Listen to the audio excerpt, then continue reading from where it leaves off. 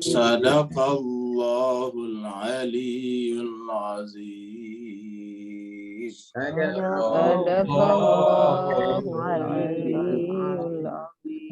Allahumma salli wa sallim wa zid wa barik ala rasulillah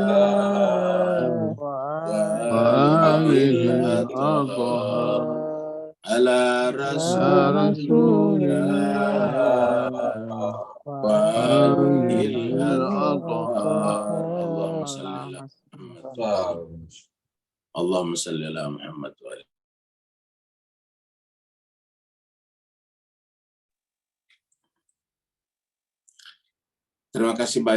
Terima kasih banyak Bapak Ibu semuanya ikut membaca ayat-ayat suci Al-Quran. Semoga ayat-ayat yang kita baca tadinya nanti kelak di akhirat menjadi perisai terhadap api neraka. Karena pada saat itu selain orang-orang yang berhak mendapatkan surga maka otomatis berada dalam neraka. Dan di dalam Al-Quran ayat yang doa-doa yang paling banyak adalah diantaranya minta kita terbebas daripada azab api neraka. Doa yang paling terkenal adalah waqina adzabannar, ya Allah lepaskanlah kami dari azab api neraka. Dan di antara efek positif atau hasil daripada Ramadan kita adalah terbebas dari api neraka. Biasa dikatakan bahwa Ramadan itu adalah bulan maghfirah. Ramadan itu adalah bulan yang penuh dengan rahmat, bulan rahmat. Juga disebut Ramadan itu terutama bagian terakhirnya sebagai itqun minan nar, keterbebasan dari azab api neraka. Itqun minan nar adalah terbebas dari azab api neraka. Kita teruskan surat Al-Maidah kita. Surat Al-Maidah adalah surat yang kelima. Al-Maidah artinya hidangan. Turunnya surat ini di Madinah, maka disebutlah dengan surat Madaniyah. Jumlah ayatnya adalah 120 ayat. Tadi kita sudah baca sampai ayat 30. Terakhir kita sampai di ayat 25. Di mana Allah SWT berfirman, A'udzubillahi minasyaitonirrajim. Bismillahirrahmanirrahim. Qala, berkatalah Nabi Musa. Qala di sini Nabi Musa. Rabbi wahai Tuhanku, innila amliku illa nafsi wa akhi. Wahai Tuhanku, tidak ada yang aku kuasai. Tidak ada yang aku miliki illa kecuali nafsi diriku wa akhi dan saudaraku, yaitu Harun. Fafruq bainana wa bainal qaumil fasiqin. Maka pisahkanlah antara kami dan kaum yang fasik tersebut.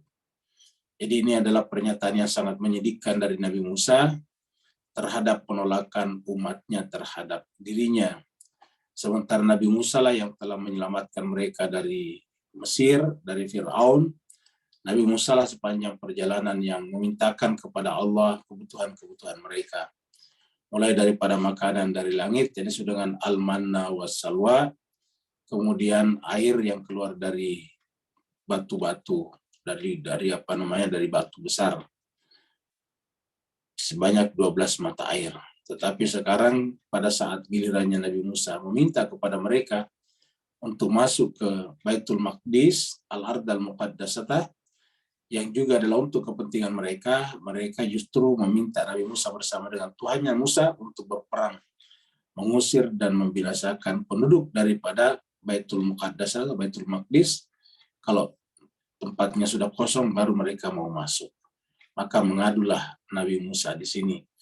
Aduan ini mirip dengan aduan Nabi Muhammad kita di hadapan Allah di surat Al-Furqan ayat 30, ketika Nabi pun menggunakan kata-kata Rabbi wa qala Rasul, dan Rasul berkata, Rabbi wahai Tuhanku, inna qaumi ittakhadhu hadzal Qur'ana mahjura.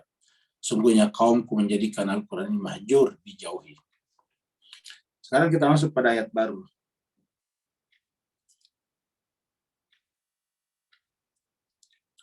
Allah berfirman, qala, ini jawaban Allah kepada Nabi Musa tadi. Ya, jadi Nabi Musa telah melapor, ya Allah, tidak ada yang aku miliki, tidak ada yang aku kuasai kecuali diriku dan saudaraku saja.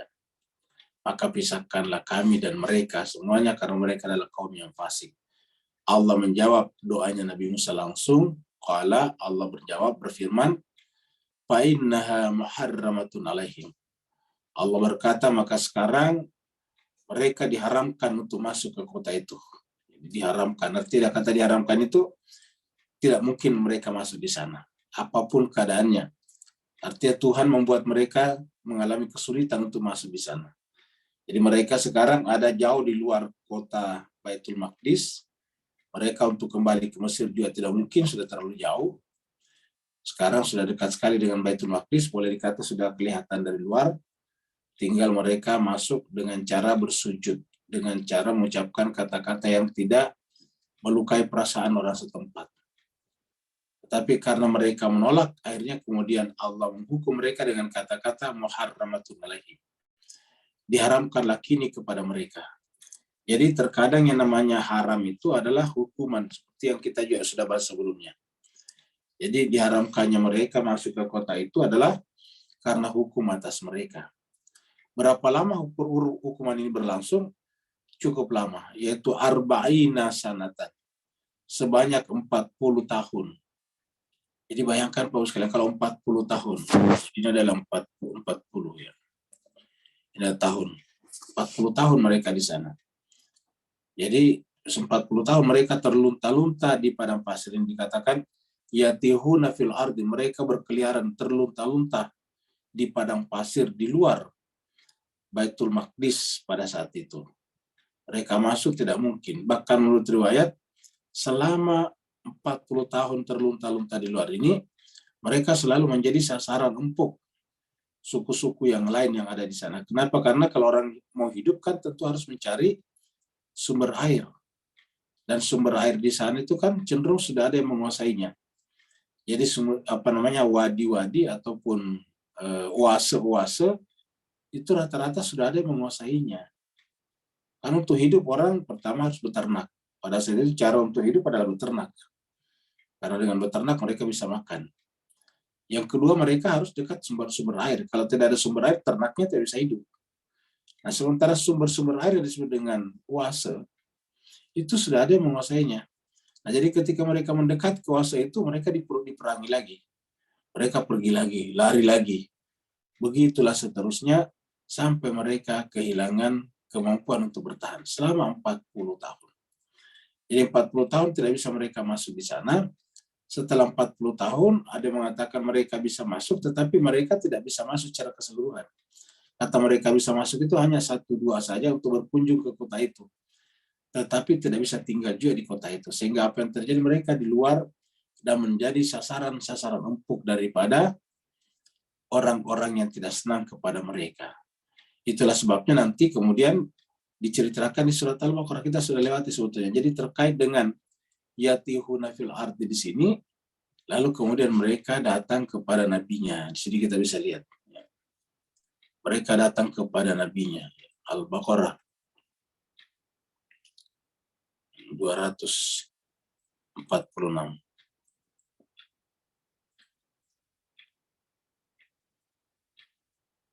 Jadi mereka datang kepada nabinya. Ya. Ini kita lihat surat Al-Baqarah ini, surat Al-Baqarah ayatnya 246. Ya. Sini diabadikan. Alam taro ilal mala'i mim bani Israel. Apakah engkau belum memperhatikan ila kepada al-mala'i, para pemuka-pemuka mim bani Israel, bani Israel. Mim ba'di Musa ini setelah Musa, setelah tadi berkasus dengan Musa. Ya, setelah berkasus dengan Musa tadinya, kemudian ini diceritakan di sini. Ya, berdasarkan riwayat ini bukan 40 tahun lagi, tapi jauh lebih lama lagi. Artinya 40 tahun mereka tidak mungkin masuk ke kota Baitul Maqdis. Setelah itu baru mereka bisa masuk, tapi tidak bisa masuk semuanya. Mereka tetap di luar, mereka bermukim. Nah, ketika mereka di luar, menjadilah mereka selalu perang antar suku, dan selalu mereka kalah. Maka kemudian Allah mengabadikan di sini cerita keadaannya. Apakah engkau telah melihat kepada pemuka-pemuka, al-mala itu pemuka, pemimpin-pemimpin mim Bani Israel, dari Bani Israel. Mim ba'di Musa, setelah Musa, maksudnya setelah Nabi Musa tidak ada. Idz qalu, ketika mereka berkata, li nabiyyin, kepada nabi yang ada. Kan setelah Nabi Musa pasti ada nabi lagi sebagai pelanjut.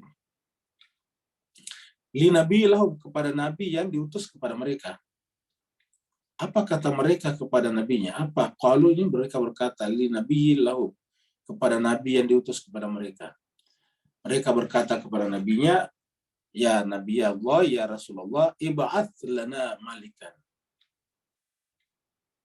Utuslah, kata-kata ib'ats bisa artinya utuslah, angkatlah lana untuk kami malikan seorang pemimpin. Nuqatil fisabil, agar kami bisa berperang di jalan Allah. Kenapa berperang di jalan Allah tadi? Karena kita sampaikan mereka terlunta-lunta di luar dan mereka menjadi objek sasaran empuk daripada suku-suku yang dianggap terancam oleh keberadaan mereka. Karena kan tadi adalah di mana-mana di Timur Tengah, di daerah padang pasir yang perebutan air. Sumber-sumber air itu sangat vital, sangat penting. Maka kemudian mereka terkadang datang ke tempat yang sudah ada pemiliknya, akhirnya kemudian diperangi lagi. Nuqatil fisabilillah, kan dikatakan agar kami bisa berperang jalan Allah. Qala, berkata nabinya, hal asaitum in kutiba alaikumul qital alla tuqatilun. Hal, ya, khawatir, kira-kira begitulah. Asaitum, ketika kalian semuanya ingin berperang lalu ditetapkan kepada kalian. Hal asaitum. Saya artikan hal asaitum di sini, ya, boleh jadi kalian semuanya mau berperang, tetapi ketika in kutiba alaikum, ketika ditetapkan, diwajibkan kepada kalian, ini kata kutiba sama dengan puasa, kutiba alaikumusiyam, ya. Ini adalah kutiba alaikumul qital. Ketika diwajibkan kepada kalian berperang, ya saya khawatir, kata nabinya, Allah tuqatilu, kalian tetap tidak berperang. Jadi karena nabinya sudah tahu karakter mereka. Karakter mereka paling tidak mau beragama kalau tidak sesuai dengan hawa nafsunya. Mereka beragama adalah bima la tahwa anfusahum. Mereka tidak akan mengikuti agama bima la ta, kalau tidak sesuai dengan hawa nafsu mereka. Nabinya bahkan mereka bunuh, ya. Farikan kadzabu wa farikan yaqtulun, sebagian mereka dustakan dan sebagian mereka bunuh. Ya. Jadi nabinya sudah bilang. Nabi siapa di sini? Ada mengatakan nabi yang dimaksud di sini adalah Nabi Uzair. Nabi Uzair lah, ya. Saat itu sedang bertugas sebagai nabinya Bani Israel. Lalu kemudian mereka minta kepada Nabi Uzair untuk dipilihkan, diangkatkan seorang pemimpin perang, panglima perang, agar mereka bisa berperang di jalan Allah. Tapi karena nabinya sudah tahu karakter mereka, nabinya pun berkata, boleh jadi kalau kalian diwajibkan berperang, akhirnya kalian juga tidak mau berperang. Apa jawaban mereka? Qalu, mereka menjawab, wa ma lana alla nuqatil fi sabilillah. Bagaimana mungkin, wahai Muhammad, wahai Rasulullah, wahai Nabi Allah, kami tidak berperang di jalan Allah, wa qad ukhrijna, sementara kami ini terusir min diyarina, dari tempat-tempat kami. Ya, tempat itu dulu kan adalah tempat sementara. Jadi mereka dekat wadi, mereka bikin tenda di situ bermukim. Nanti kapan-kapan air itu habis, pindah lagi ke tempat yang lain. Nah, itu kata-kata ukhrijna min diyarina, mereka diusir dari tempat mereka. Wa qad ukhrijna min diyarina wa abna, dan kami dipisahkan dari anak-anak kami. Dulu Bapak Ibu sekalian, kalau orang berperang bukan hanya mengambil hartanya, logistiknya, tapi juga anak-anak, bahkan wanitanya. Kenapa? Untuk dijadikan, diperjualbelikan jadi budak. Jadi wanita dulu kalau bisa disita, diambil, maka itu dijual nanti di pasar budak. Anak-anak juga mereka nanti dijual di pasar budak.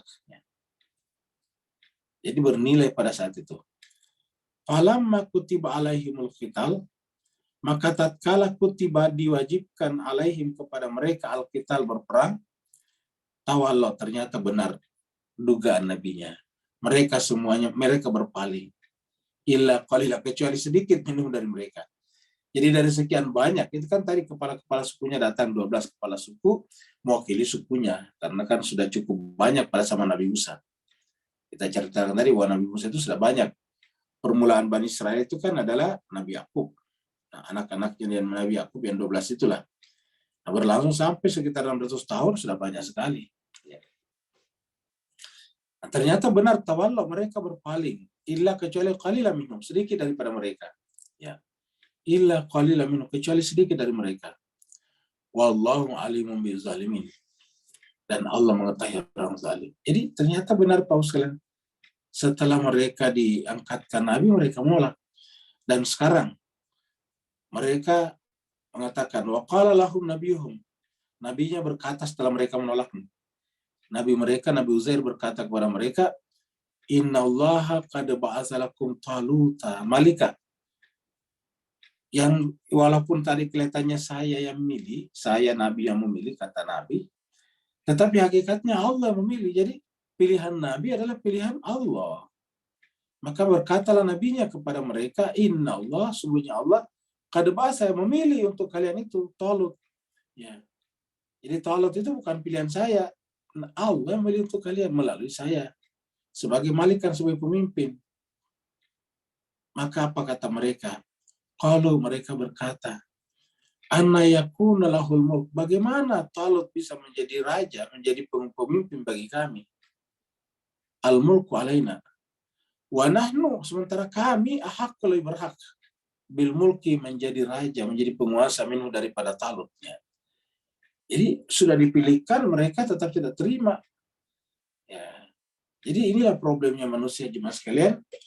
Ketika mereka masing-masing memilih tidak bisa sepakat, begitu dipilihkan oleh nabinya, mereka juga menolak. Ya. Bahkan mereka mengatakan, kami lebih berhak daripada Talut. Padahal mereka sendiri datang kepada nabinya untuk dipilihkan pemimpin. Alasannya adalah walam yu'ta sa'atan minal mal. Karena Talut itu adalah orang miskin. Lam yu'ta, tidak mendapatkan sa'atan, keluasan, minal mal, dari rezeki, dari harta. Hartanya sedikit. Qala, nabinya menjawab dan mengulangi kembali pernyataan di atas. Inna Allah astafahu alaikum. Ya, tapi itu Allah memilih untuk kalian, bukan saya. Inna Allah istafa alaikum. Istafa alaikum. Allah lah memilih Talut itu untuk kalian. Memang dia tidak punya harta, tetapi wazadahu bastatan fil ilmi wal jismi. Tapi dia itu memiliki kelebihan dalam keluasan ilmu dan sehat, tubuhnya kuat. Nah, jadi Bapak sekalian, berdasarkan ayat ini coba ilmu dulu baru jismi, ini ilmi wal jismi. Kalau kita kan al jismi dulu baru ilmi. Kita kan kalau di masyarakat berkata di dalam tubuh yang sehat terdapat jiwa yang sehat, begitu. Kalau berdasarkan ayat ini ya ilmu dulu, ilmu itu adalah untuk jiwa. Jadi dalam jiwa yang sehat karena ilmu baru kemudian tubuhnya menjadi sehat. Jadi perhatikan Pak sekalian, yang diutamakan itu ilmu dulu baru jismi. Percumalah tubuh kita besar tetapi ilmunya sedikit. Seorang motivator di Amerika Serikat pernah berkata, kalau kamu rajin ke perpustakaan, maka pasti otot-otot ilmumu akan membesar. Pasti akan otot ilmu besar. Dan kalau kamu rajin pergi ke tempat fitness, maka pasti juga otot-otot tubuhmu akan membesar. Tetapi ingat, kalau kamu hanya pergi ke tempat fitness, maka otot-otot tubuhmu membesar, tetapi otot-otot ilmumu mengecil. Jadi ini sebetulnya pernyataan yang sangat menarik. Kalau kita hanya pergi ke tempat fitness, yakinlah otot-otot tubuh akan membesar, tetapi otot ilmu akan mengecil. Jadi oleh sebab itulah kita belajar, capek baru olahraga gitu. Jadi ilmu baru kemudian olahraga sebagai selingan. Jadi bastatan fil ilmi wal jismi. Ini juga sebetulnya ayat untuk negara manapun yang mau maju. Kalau negara mau maju ya harus ilmunya, pendidikannya, edukasinya harus bagus. Dan kemudian sistem kesehatannya juga bagus. Ini negara. Dan ini Al-Quran menyampaikan. Artinya bahwa walaupun Al-Quran ini bukanlah kitab ilmu pengetahuan, terutama tentang ilmu tentang bagaimana membangun peradaban, Tetapi apa yang disampaikan Al-Quran ini coba kita gunakan dengan akal sehat, kita talar, pasti akan sangat masuk akal. Di negara-negara manapun yang ingin maju karena ilmunya. Kenapa dulu kita dijajah? Ya karena kita tidak berilmu. Kenapa mereka menjajah? Karena mereka duluan berilmu. Ya. Jadi ketika mereka sudah mengetahui banyak hal, mereka sudah mempelajari tentang apa manfaat-manfaat apa kekayaan alam, kita tidak tahu apa itu manfaatnya rempah-rempah. Ya. Mereka sudah mengetahui manfaat rempah-rempah, bukan hanya manfaat kesehatannya, tapi juga manfaat ekonomisnya. Maka kemudian, dan mereka kemudian sudah maju bisa bikin kapal-kapal besar. Akhirnya kemudian mereka menjajah kita. Mereka sudah bikin sistem pemerintahan. Jadi intinya ilmu dulu. Jadi siapa atau negara manapun yang ingin maju, syarat mutlaknya adalah memperbaiki indeks pendidikan. Baru kemudian wal jismi. Dan inilah yang dikatakan oleh Nabi Uzair kepada mereka, pada Israel, berkenaan dengan penolakannya akan Talut. Talut memang tidak berharta, tetapi dia punya ilmu dan jismi. Jadi berdasarkan ayat ini, harta itu sebetulnya adalah konsekuensi logis daripada ilmu dan jismi. Jadi sebab itulah ini yang harus kita perjuangkan juga. Wallahu yu'ti mulkahu man yasha. Allah memberikan kekuasaannya kepada siapa yang dikehendakinya. Wallahu wasi'un alim, dan Allah Maha luas ilmunya. Jadi ujung-ujungnya juga Allah Maha luas ilmunya. Tidak dikatakan Allah Maha kaya, tapi Allah Maha luas ilmunya. Jadi inilah ilmu jemaah sekalian. Jadi Al-Quran ini luar biasa, turun 1400 tahun yang lalu di dalam pegunungan yang bernama Mekah, tetapi isinya adalah berbicara tentang pengetahuan. Dan di dalamnya melentak apa yang disebut dengan klinik-klinik, jalan pintas untuk berhasil. Jadi ini adalah penjelasan daripada ayat ini.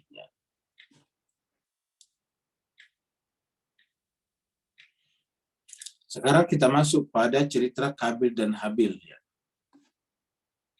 Nih, ada tadi titiknya di sini selesai satu, sekarang ada tema baru. Watlu telaakanlah, ceritakanlah alaihim kepada manusia. Himnya ini bukan saya kepada Bani Israel, tapi kepada seluruh manusia. Apa yang diceritakan? Naba'a benai Adam. Naba'a itu cerita, berita. Naba'a berita. Di sini aslinya dua, ibnani. Tapi karena ini adalah mudhaf nilai ke sini, ini mudhaf nilai ke sini, ini juga mudhaf nilai ke sini. Sampaikanlah kepada mereka naba'a benai Adama. Berita atau ceritanya siapa? Ceritanya dua orang. Dua orang siapa?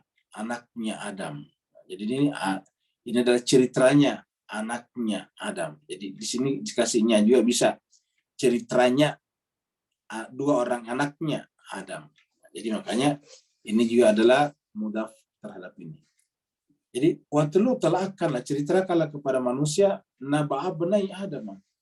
Cerita tentang dua orang anak Adam yang kita tentu kasih dalam kurung Kabil dan Habil di sini juga ini.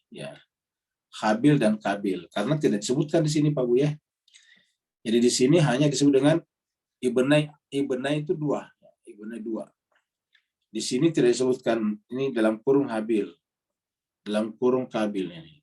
Dalam kurung di sini Habil, dalam kurung Kabil. Jadi Habil itu yang baik, Kabil yang buruk. Nah sebelum kita lanjut, karena ada kata-kata bilhaqi di sini dengan sebenarnya nih. Utlu alaihim naba'a benai Adam bilhaq. Jadi penekanannya di sini adalah bilhaqi. Dengan sebenarnya. Kenapa dengan sebenarnya? Karena sampai ayat ini turun atau Al-Quran ini turun, cerita yang beredar tentang Habil dan Kabil itu cerita yang salah. Cerita yang keliru, menyimpang. Cerita yang disebarkan oleh orang-orang Nasrani. Sayang, seribu sayang, cerita ini juga masuk ke Islam. Dan sampai sekarang ada. Padahal sudah ada kata-kata Naba'a benai Adam ambil hak dengan sebenarnya. Kan berarti ada yang keliru. Apa yang keliru? Nah, yang kelirunya kita bicarakan dulu. Yang kelirunya kita biasa dengarkan di masyarakat bahwa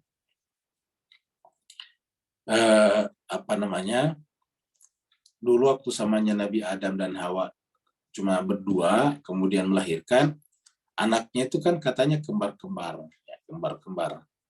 Melahirkan pertama kembar. Kembarannya itu pasti beda jenis, laki perempuan. Melahirkan lagi, kembar lagi, laki perempuan lagi. Melahirkan kembar lagi, laki perempuan lagi. Jadi seperti itu. Nah, karena waktu anak-anak ini dewasa, terus menikahnya dengan siapa? Kan tetap manusia punya naluri untuk menikah. Dan ini manusia, anaknya Adam dan Hawa. Nah, ketika mereka harus menikah dengan siapa? Kan tidak ada siapa-siapa. Mereka ini adalah penghuni manusia pertama di planet ini. Ya. Maka kemudian dibuat aturan sementara, yaitu saudara menikahi saudaranya, tapi harus silang. Saya tadi yang pertama di atas A1, A2. Ya, tidak boleh menikah karena kan laki perempuan sekembaran tidak boleh menikah. Kemudian Hawa melahirkan lagi B1 B1 B2 misalnya gitu. Ya tidak boleh menikah juga, maka harus ditarik ke atas. Ya. B2-nya yang perempuan menikah dengan laki-lakinya A1 tadi di atas. B1 di sini itu laki-laki menikah dengan A2 perempuan di atas. Nah, seperti itu. Jadi silang. Nah, karena silang, maka kemudian Kabil ini justru tidak boleh menikah dengan saudara, seperti tadi, tidak boleh menikah dengan saudara kembarannya. Saudara kembarannya menurut cerita itu namanya Iklim atau Ikrima. Ya. Jadi Iklima ini menurut dia lebih senang. Ya, berdasarkan hawa nafsunya dia, Iklima yang mau dia menikahi. Entah karena alasan cantik atau apa, tapi yang pasti bahwa dia pilih itu.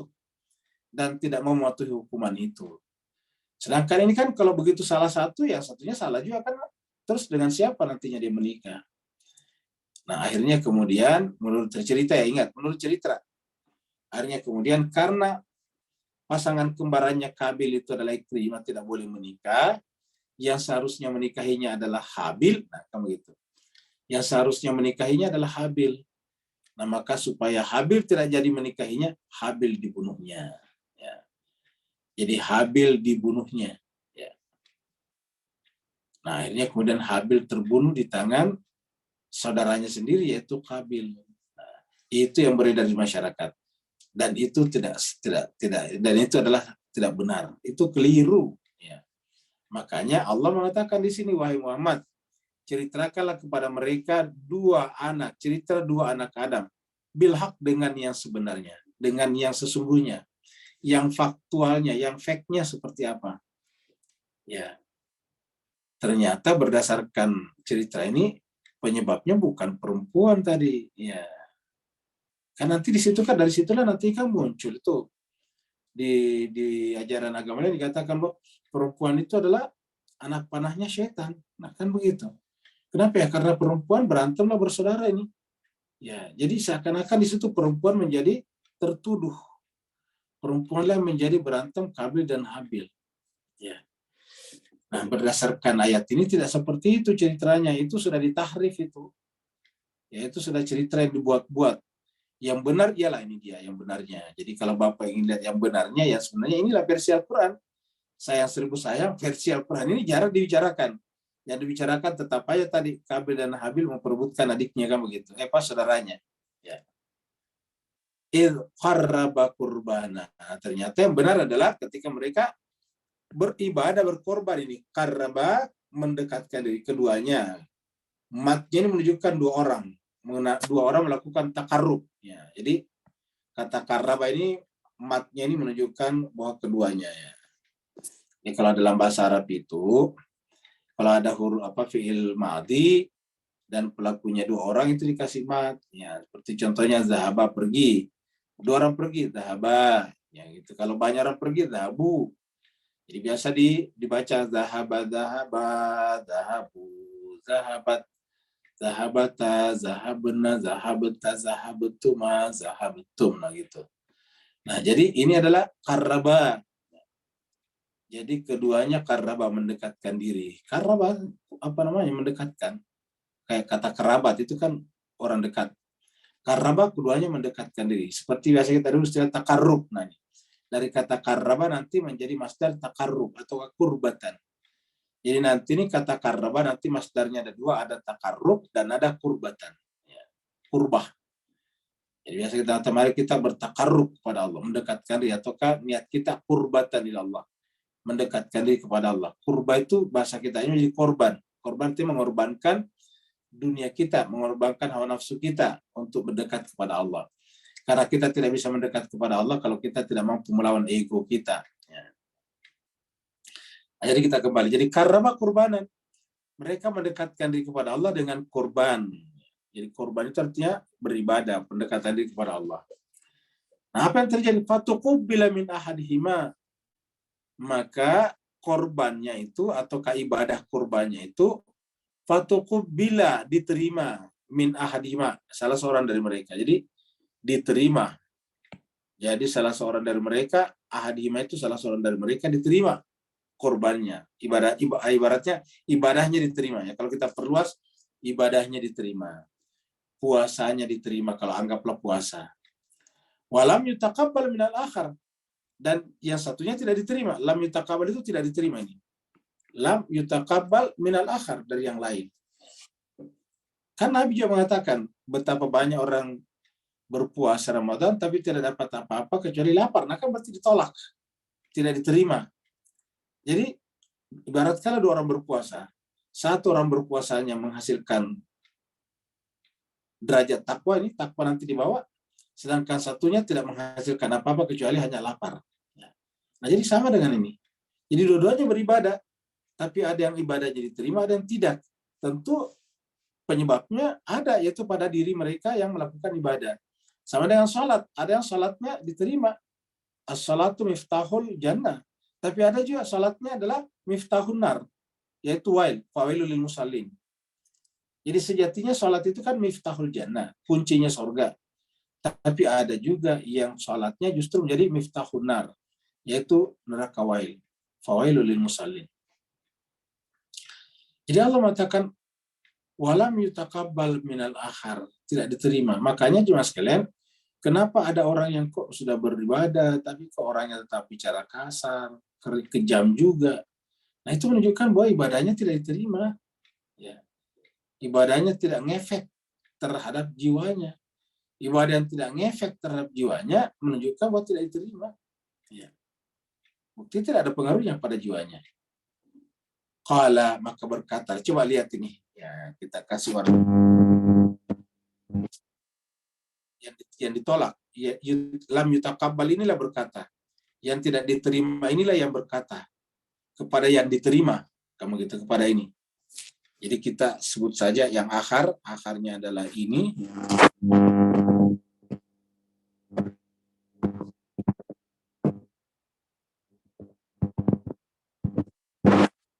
Ini berkata ke sini. Kalau kita artikan ini, Kabil berkata kepada Habil. Apa kata Kabil? Kabil berkata, Laqtul anak. Kalau begitu saya bunuh kamu. Nah, lihatlah kalimat-kalimatnya kasar, kan langsung bunuh, bicara bunuh. Ya. Gara-gara tidak diterima ibadahnya, laqtul anak. Ini kan sebetulnya pesannya padat sekali. Pesannya mendalam. Yaitu bahwa kalau orang beribadah, mendekatkan diri kepada Allah, berhasil atau tidaknya mendekatkan diri kepada Allah, dilihat daripada hatinya. Kalau hatinya tetap kasar seperti ini, ingin membunuh orang, ya menunjukkan bahwa ibadahnya tidak diterima. Nah pertanyaan, ada yang seperti itu? Ya banyak. Kan tadi kelompok-kelompok yang mengaku jihadis, yang disebut media massa dengan teroris, itu kan adalah orang-orang yang beragama. Ya. Simbol-simbolnya ada, jenggotnya panjang, ada tidak sedikit yang hafal Al-Quran. Ya. Tetapi kalau berbeda pendapat dengan dia, orang lain, dia akan dibunuh. Mereka datang mengacau negaranya orang. Mereka datang Mereka datang ke Irak, mengacau Irak. Mereka datang ke Suriah, mengacau Suriah. Mereka datang ke Libya, mengacau Libya. Seperti itu. Ya. Mereka dulu datang ke Afghanistan, setelah itu mereka tinggalkan begitu saja Afghanistan, kemudian menderita selama berpuluh-puluh tahun. Jadi itulah yang terjadi Pak Bu sekalian. Amerika dan Ukraina punya agenda untuk melawan Rusia, dia yang datang ke sana meledakkan meledakkan gedungnya orang. Yang bilang siapa? Yang bilang Joe Biden. Ya.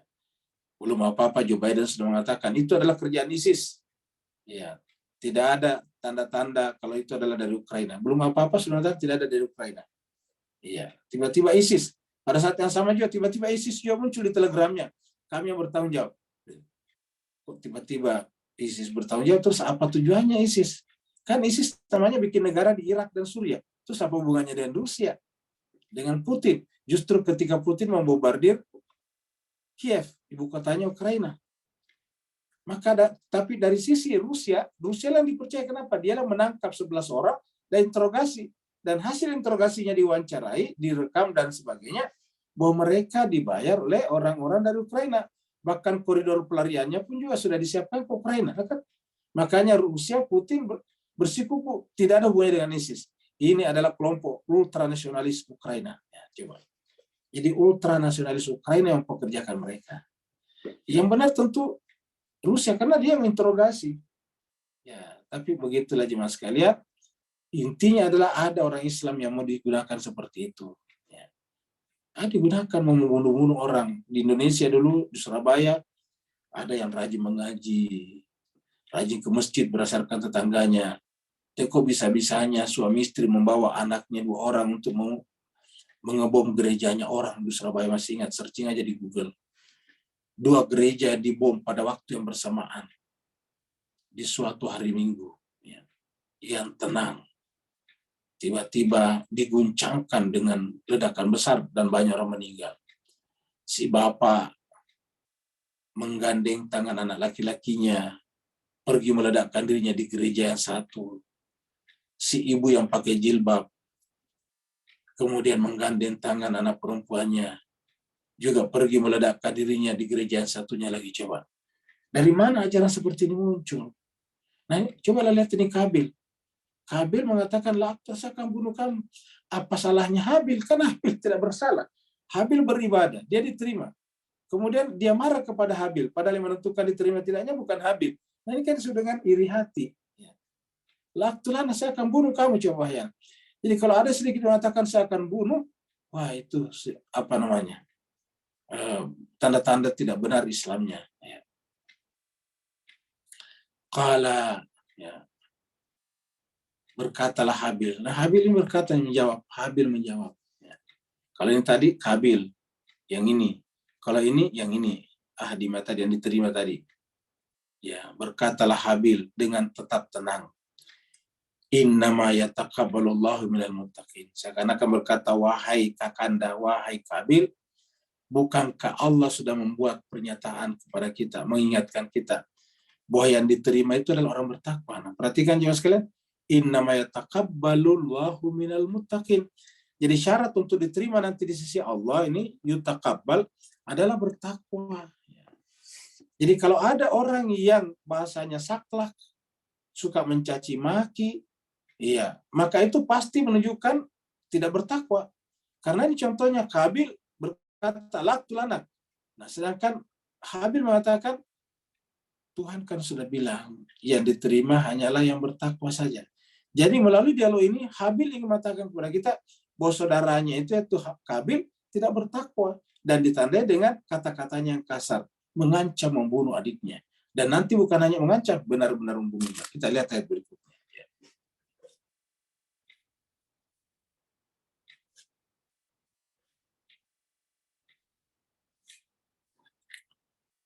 Apa kata Habil? Ini masih Habil ini. Tadi kan Habil yang mengatakan, ya, innama yataqabbalullahu minal muttaqin.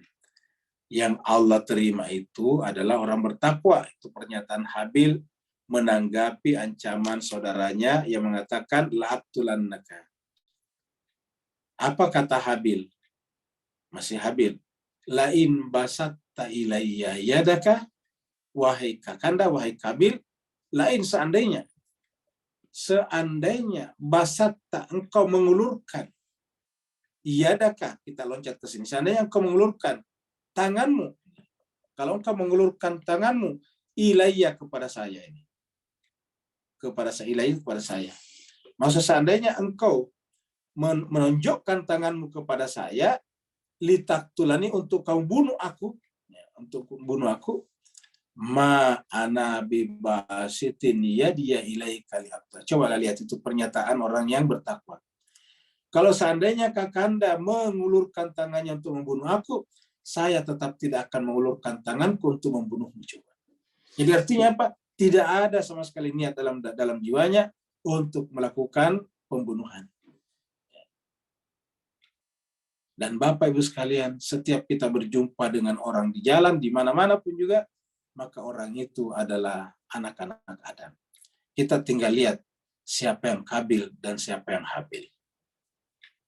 Di Timur Tengah sekarang kita sudah lihat Israel anak-anak Adam dan Gaza, Hamas adalah anak-anak Adam. Siapa sekarang Kabilnya dan siapa Habilnya bisa dilihat sendiri. Ya. Jadi yang namanya Habil itu tidak pernah berniat membunuh orang nih. Seandainya engkau, wahai Kabil, mendorongkan tanganmu kepadaku untuk membunuhku, saya tidak akan melakukan hal yang sama. Saya tidak akan mendorongkan tanganku kepadamu untuk membunuhmu. Saya tidak akan melakukannya. Coba. Jadi orang yang beriman itu, orang bertakwa, tidak pernah punya pikiran untuk membunuh orang. Ya. Apalagi mengacau negaranya orang. Tidak mungkin. Apalagi membuat negara di atas negaranya orang. Membuat negara di atas negaranya orang, seperti yang dicita-citakan oleh ISIS, membuat khilafah di atasnya pemerintah Irak, dia membuat khilafah di atas pemerintahnya Suriah. Itu adalah cara berpikir Yahudi, itu cara berpikir Mossad, itu cara berpikir Zionisme. Zionisme lah yang membuat negara di atas negara Palestina. Ya. Jadi Zionisme itu membuat khilafah di atas negara Palestina. Ya. Dan mereka untuk memperkuat, untuk memberikan semangat spirit agama kepada pengikutnya, kepada pengikut Bani Israel, dia mengatakan ini adalah tugas keagamaan. Ini adalah tanah yang dijanjikan oleh Tuhan. Bayangkan, Tuhan menjanjikan tanah di atas tanah orang lain. Bagaimana bisa Tuhan seperti ini? Ya. Jadi inilah Habil. Habil adalah mengatakan, ma ana bibasiti yadiya ilaika liaqtulaka. Maka Bapak Ibu yang sangat berbahagia, kalau puasa kita berhasil menjadikan kita bertakwa, maka berarti juga puasa berhasil menjadikan kita Habil-Habil. Kalau laki-laki Habil, kalau perempuan Habilah. Habilah. Kita akan menjadi Habil dan Habilah. Artinya apa? Menjadi perekat solidaritas sosial. Menjadi juru runding, juru damai. Menjadi orang yang selalu mengedepankan kepentingan bersama di atas kepentingan pribadi dan kelompok. Dan itulah tanda orang bertakwa. Apa kata Habil? Inni akhafullah. Saya takut kepada Allah. Inilah orang bertakwa. Inni akhafullah. Saya takut kepada Allah. Rabbal alamin. Tuhan seluruh sekalian alam ini. Saya takut kepada Allah, Tuhan seluruh sekalian alam. Coba Bapak sekalian, jelas sekali kan. Jadi yang ditakuti orang beriman itu bukan polisi, bukan tentara, bukan Israel, tapi yang ditakuti Allah. Inni akhafullah rabbal alamin. Jadi walaupun tidak ada polisi, tidak ada tentara, ya tidak akan membuat kekacauan. Tidak mungkin bawa-bawa bom. Bapak sekalian, mengherankan sekarang, karena sering sekali orang-orang Islam, bahkan terkadang rajin beribadah, kok mereka latihan perang-perangan, menyelundupkan, membeli senjata. Terakhir kemarin lagi Bapak Ibu dengarkan di Indonesia, ada mbak-mbak pakai jilbab. Kok bisa banyak sekali senjatanya dengan amunisinya? Senjatanya rata-rata senjata serbu lagi, coba. Nah, jadi inilah. Jadi ini akhafullah rabbal alamin. Aku takut kepada Allah, Tuhan seluruh sekalian alam. Inilah jawaban orang bertakwa. Dan ini sejalan dengan surat Ali Imran. Coba kita lihat surat Ali Imran di sini. Ya. Surat Ali Imran, surat yang ketiga, ya, tentang tanda-tanda orang bertakwa. Tanda-tanda orang bertakwa. 133 dulu ya. Mari kita ikuti ayat ini Bapak sekalian dengan saksama. Ali Imran 133. Wasari'u ila maghfiratin. Bersegeralah kalian kepada ampunan Tuhan. Artinya bersegera kalian berpuasa dengan sungguh-sungguh. Karena bulan puasa adalah bulan maghfirah. Syahrul maghfirah. Min rabbikum, ampunan dari Tuhan kalian. Karena hanya dengan ampunan baru wajah nanti sorga bisa kita dapatkan. Arduhas samawati wal ard, sorga itu luasnya seluas langit dan bumi. Untuk siapa? Aidat. Sorga ini, jannah ini, sorga ini. Aidat disediakan, dipersiapkan. Li untuk al-muttaqin, orang bertakwa. Jadi orang bertakwa dipersiapkan untuk bertakwa. Ya. Siapa orang bertakwa itu? Nah, ini ciri-cirinya. Seperti tadi Habil. Ciri-ciri orang bertakwa adalah alladzina, yaitu orang-orang yang yunfiquna, menafkahkan, menginfakkan sebagian hartanya fisarra'i wa dharra, dalam keadaan lapang ataupun sempit. Dalam keadaan senang ataupun susah. Itu yang pertama. Membelanjakan hartanya untuk kepentingan orang banyak, orang lain, dalam keadaan senang ataupun susah, dalam keadaan lapang ataupun sempit. Wal kaziminal ghaid, dan mampu selalu menahan diri dari hawa nafsunya. Seperti tadi Habil. Ya. Diancam untuk dibunuh, tapi apa kata Habil? Seandainya Kabil mengulurkan tangannya kepadaku untuk membunuh, saya tidak akan melakukan hal yang sama. Al kaziminal ghaid, menahan diri, mengendalikan amarahnya, emosinya. Yang ketiga, wal afin aninas, memaafkan manusia. Coba. Ini tanda-tanda orang beriman. Bagaimana cara bertakwa? Gimana cara bertakwa? Hanya berbeda agama, ada Kristen, dia Islam, dia geledakkan gerejanya orang. Apa salahnya orang Nasrani ke gerejanya? Yang salah kalau dia ngambil tanah kita, itu baru salah. Tapi ini tanah dia beli sendiri, ngumpul dana sendiri. Kemudian mereka bikin bangunan sendiri di atas tanah mereka. Terus apa yang salah? Kenapa mesti harus diledakkan gereja mereka? Ya. Maka dikatakan, seandainya pun terjadi salah pahaman, perbedaan, kesalahan, ya wal afin aninas, ciri orang bertakwa yang kedua, memaafkan manusia. Ingat, aninas, bukan anil muslimin. Ya. Memaafkan manusia ini bukan wal afina anil muslimin. Hanya sesama muslim, tidak. Apalagi lebih sempit lagi, wal afina anil muhammadiyin, wal afina anil nahdiyin. Hanya memaafkan sesamanya Muhammadiyah atau sesamanya NU, bukan begitu. Ya. Tidak dikatakan wal afina anis sunniyin, wal afina anis syi'iyin, enggak begitu. Ya. Yang ada, sekali lagi, yang ada adalah aninnas, seluruh manusia. Kita memaafkan. Wallahu yuhibbul muhsinin. Karena Allah mencintai orang yang berbuat baik. Nah, inilah Habil. Inilah orang bertakwa tadi di atas di sini. Ya. Dan inilah tadi tanda-tanda kalau ibadah diterima tadi, yaitu ya. Inilah tadi apa tanda-tandanya, yaitu bertakwa nih. Ya. Berkata Habil, innama yataqabbalullahu minal muttaqin. Yang diterima itu hanya orang bertakwa, kata Habil di sini. Ya. Maka orang bertakwa itu yang dibicarakan di sini tadi. Ya. Bahwasanya lain basat ta'alai ilayya. Orang bertakwa yaitu Habil mengatakan, kalau kamu wahai kakanda mengulurkan tangan kepadaku untuk membunuhku, ma ana bibasitin iya dia ilaika liaqtul. Saya tidak akan mengulurkan, atau saya tidak melakukan hal yang sama, mengulurkan tanganku untuk membunuhmu.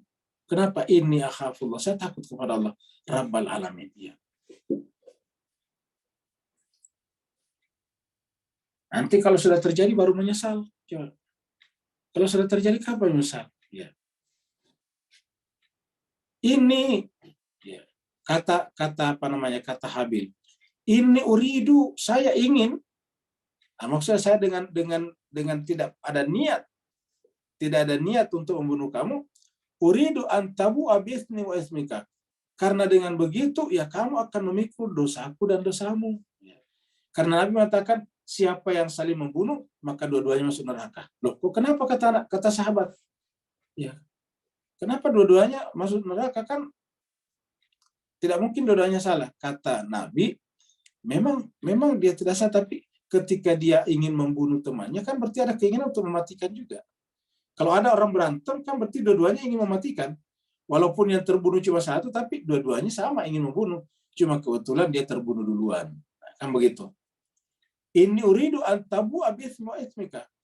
Dengan kita membunuh orang, maka kita memikul dosa kita dan dosa dia. Coba. Jadi orang yang terbunuh itu apa? Bebas dari dosanya. Kenapa? Dipikul oleh pembunuhnya. Ini. Siapa membunuh seseorang berdasarkan kata Habil di sini, maka tabu'a bi'ithmi wa ithmika. Kamu memikul dosaku dan dosamu. Engkau memikul dosaku dan dosamu. Coba. Fatakuna min ashabin nar. Sehingga engkau menjadi penghuni neraka. Fatakuna min ashabin nar. Sehingga engkau menjadi penghuni azab api neraka. Fatakuna min ashabin nar. Kamu menjadi penghuni azab api neraka. Wadzalika jazaul zalimin. Dan itulah pembalasan, hukuman bagi orang-orang zalim. Lihatlah tadi background kita di sini, ilustrasi kita, video kita. Ya setelah salah baru masuk penjara, baru kemudian menyesal.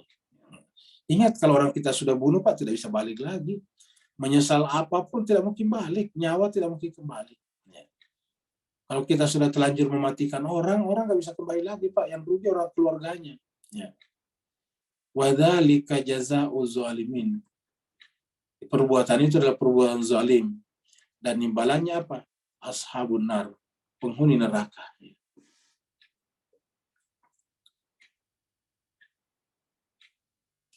Dan ternyata Qabil benar-benar membunuh saudaranya. Fatawwa'at lahu nafsuhu. Nah ini dikuasai oleh hawa nafsunya ini dia. Jadi penyebabnya adalah karena dikuasai. Ya. Hawa nafsunya menguasai dirinya. Sehingga apa yang terjadi? Dia qatla akhihi. Dia membunuh dia saudaranya. Jadi hawa nafsunya sudah tidak mampu dia bendung untuk membunuh saudaranya. Qatla akhihi. Ya, saudaranya sendiri. Ingat kita lagi Bapak Ibu sekalian, siapapun yang kita bunuh itu saudara kita sendiri. Karena dia dulu ada cucu Adam juga. Kita semuanya ada ibni Adam. Kita semuanya bisa dikasih bin Adam di belakangnya. Ya. Misalnya kita bunuh orang yang bernamanya A, itu namanya A bin Adam. Kita yang membunuhnya B bin Adam. Jadi B bin Adam membunuh A bin Adam. Sama. Maka disebut dengan akhihi, saudaranya. Ya. Faqatalahu, maka setelah dikuasai hawa nafsunya untuk bunuh saudaranya, benar-benar dia membunuhnya ini dia. Faqatalahu, benar kita artikan saja, benar-benar dia membunuhnya. Dia pun membunuhnya. Setelah dia membunuhnya, fa'asbaha minal khasirin. Baru dia menyesal, merugi. Fa'asbaha minal khasirin. Ya. Nah, jadi Bapak Ibu sekalian, ini belum selesai cerita ini. Nanti akan berlanjut kepada ayat seterusnya tentang Adam ini, putra-putra Adam, Habil dan Qabil. Tapi cerita ini menarik, bahwasanya kita tidak boleh punya niat untuk membunuh orang. Ya, walaupun orang itu mungkin menyakiti hati kita. Ya. Kita tidak boleh berniat. Karena kalau sudah ada niat itu sudah berbahaya, Pak sekalian. Kalau sudah ada niat, keinginan, kata orang, kalau sudah ada keinginan, sudah ada niat, tinggal menunggu namanya kesempatan. Begitu ada kesempatan, benar-benar dia melakukannya. Ya. Ada orang yang sopir Grab, yang kemudian tiba-tiba memeras penumpangnya. Seorang perempuan, penumpangnya diperas 100 juta. Lalu kemudian dianiaya. Penumpangnya berhasil lompat keluar dari mobilnya, keretanya. Tergeletak. Si sopir berhenti, tarik lagi kembali, naikkan di mobilnya, dipaksa. Dalam perjalanan loncat lagi perempuan itu keluar tol, loncat kurang lebih 15 meter ke bawah, luar biasa. Pertanyaannya, apakah si sopir itu tiba-tiba begitu saja? Jawabannya tidak. Sudah ada di pikirannya jauh hari sebelumnya. Ya. Tinggal mencari kesempatan saja. Jadi oleh sebab itulah puasa harusnya juga membersihkan jiwa kita dari niat seperti ini. Bukan hanya membunuh orang saja, bukan hanya mematikan orang, tapi hal-hal yang melanggar hak-hak orang lain. Jadi harus dari awal kita hilangkan dari pikiran kita. Makanya puasa itu membuat kita ikhlas. Dan karena ikhlas kita kembali kepada fitrah. Makanya pernah kita bahas dulu, ketika Nabi tanya apa itu takwa, Nabi mengatakan takwa itu adalah la ilaha illallah. Takwa itu adalah ketika tidak ada lagi ilah pada jiwa kita. Lihatlah tadi Habil, tidak ada ilah pada jiwanya. Kenapa di Islam jemaah sekalian berbahagia masih sering terjadi pembunuhan? Kita mayoritas Islam di Indonesia, tapi masih banyak penjara dan mayoritas Islam. Jawabannya sederhana, karena cerita tadi tidak diceritakan dengan benar. Jarang kita dengarkan cerita ini. Padahal ini Al-Quran, Pak Ustaz. Ini surat Al-Maidah ayat 27 kita bahas sampai 30. Ya. Yang ada di masyarakat, Kabil membunuh saudaranya Habil karena Habil lah yang cocok menikahi Ikrimah, sementara Ikrimah adalah pasangan kembarnya Kabil yang tidak boleh dinikahi. Itu yang terjadi. Dibawanya kepada persoalan perempuan. Akhirnya kasihan perempuan jadi tertuduh lagi sebagai penyebab tumpahnya darah manusia. Ya, ini ingat, ini cerita tidak benar. Laisa bil haq, tidak benar. Maka yang diceritakan Al-Quran tadi adalah bil haqqi. Watlu naba abnai adama bil haqqi tadi. Watlu naba abnai adama bil haqqi, dengan yang benar. Yang benarnya apa? Ya ini Al-Quran. Marilah kita berhenti menceritakan yang tidak benar itu dan menceritakan yang benar. Karena inilah yang menjadi masalah di seluruh ini. Terjadi peperangan ini. Yang namanya Rusia itu adalah ibnu Adam juga. Ya. Yang namanya Ukraina ibnu Adam juga. Yang namanya orang Palestina ibnu Adam juga. Yang namanya Israel ibnu Adam juga. Cuma semuanya ibnu Adam. Tidak ada alasan untuk berperang. Inilah Islam. Islam adalah agama yang benar-benar mendamaikan seluruh umat manusia. Seharusnya, terutama kalau umatnya mengerti ajaran kitab sucinya. Dan kalau kita memahami kitab suci seperti ini, maka beralasanlah Allah mengatakan, kuntum khaira ummatin ukhrijat linnas. Kalian ini adalah umat yang terbaik untuk seluruh manusia. Ta'muruna bil ma'ruf, mendorong, memotivasi orang untuk melakukan perbuatan ma'ruf, perbuatan baik, perbuatan benar. Wa tanhauna 'anil munkar, dan mencegah manusia dari perbuatan mungkar. Wa tu'minuna billah, hanya dengan itulah kalian disebut dengan beriman kepada Allah. Mudah-mudahan ada manfaatnya, ayat-ayat ini bisa memberikan pelajaran yang sangat berharga bagi kita, karena setiap saat masih terjadi peperangan, terjadi pembunuhan antar perorangan, terjadi tawuran antar gang, antar kampung, sering sekali terjadi. Harusnya ini tidak terjadi kalau kita semua memahami konsep Kabil dan Habil dengan benar. Terima kasih banyak. Walafu minkum, yang mau bertanya dipersilakan. Waalaikumsalam. Waalaikumsalam warahmatullahi wabarakatuh. Silakan Pak Nur.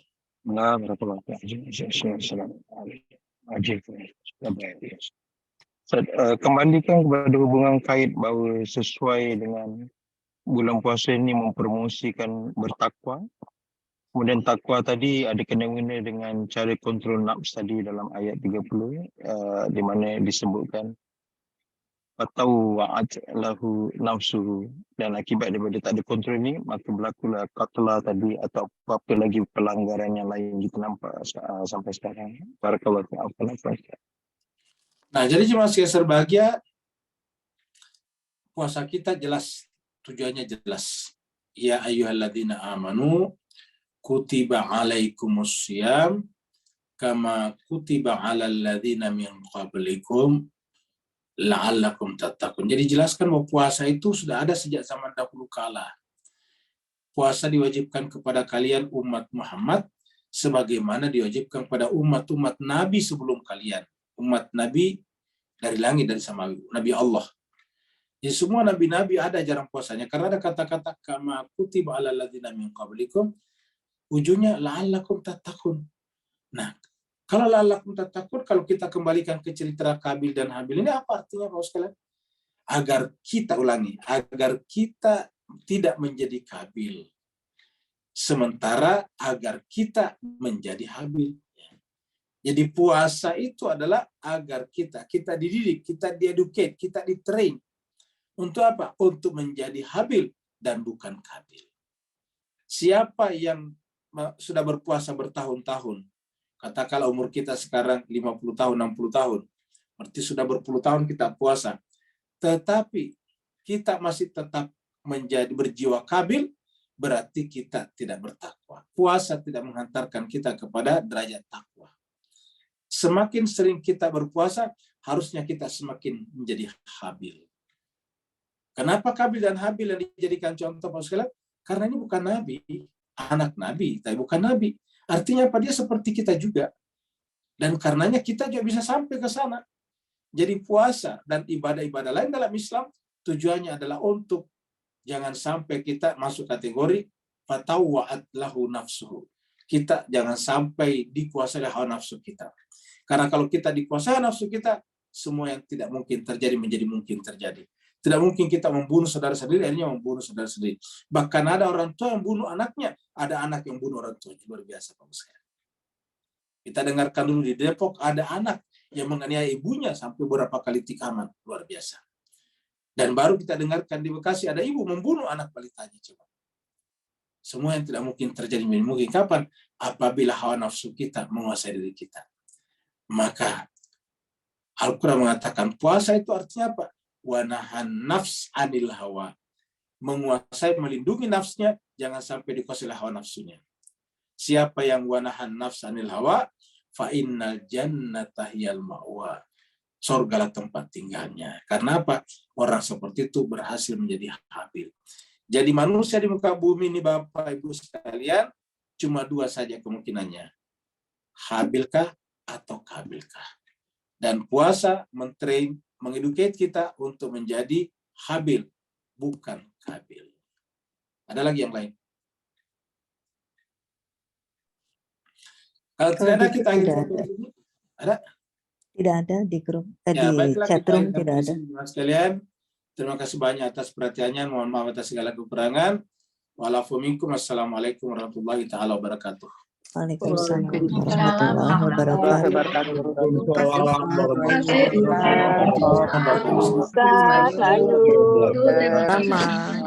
Terima kasih Ustaz. Ya, sama-sama Pak Rudi. Terima kasih jamaah. Assalamualaikum warahmatullahi wabarakatuh. Waalaikumsalam. Terima kasih Pak Ustadz, Bu Ayu. Sama-sama Bu Ida. Sama-sama, Bu Ida. Terima kasih Ustadz. Terima kasih dari Ustadz, Bu Ayu. Sama-sama, Pak. Assalamualaikum. Syukran Ustaz. Alhamdulillah. Afwan Pak Kamal. Syukran Ustaz. Assalamualaikum. Afwan Ustaz. Waalaikumsalam warahmatullahi wabarakatuh. Terima kasih banyak Ustaz. Assalamualaikum. Sama-sama Her. Waalaikumsalam warahmatullahi wabarakatuh.